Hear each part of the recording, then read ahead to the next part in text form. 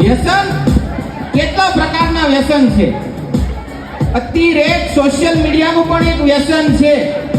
અતિરેક દેખાવ કરવો પણ એક વ્યસન છે. તારું સિગરેટ તો બહુ નોર્મલ થઈ ગયું અત્યારે, એની સિવાય અપડેટ થઈ ગયું ઘણું બધું દેખાડવાનું.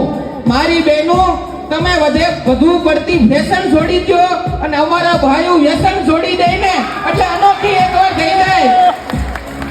Bye bye. તો મારી બહેનો, તમે વધારાની ફેશન છોડશો ને? હે હા કે ના? તો અમારા ભાઈ વ્યસન છોડશે. એ પેલા બેનો હા પાડો, હા. અને ભાઈઓ હવે તો મૂકો, હવે તો મૂકો. સાહેબ, એક સરસ વાત તમને કહું. તમારી પાસે 10 લાખની ગાડી છે, એની અંદર કેરોસીન પૂરો ક્યારે?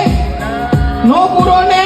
તો આવું અમૂલ્ય દેહ છે, એની અંદર કચરા પેટી કેમ કરો છો? આ તો 5 લાખનું નહીં, અમૂલ્ય દેહ છે. કોઈ જો એમ કહેતું હોય ને હું તમને 5 કરોડ આપું, મને એક કિડની આપો, આપશે કોઈ?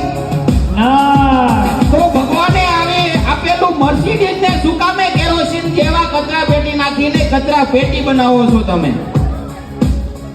આ વ્યસન એક એવો ચોર છે કે તમારા સુખ અને શાંતિને ચોરી જાય છે.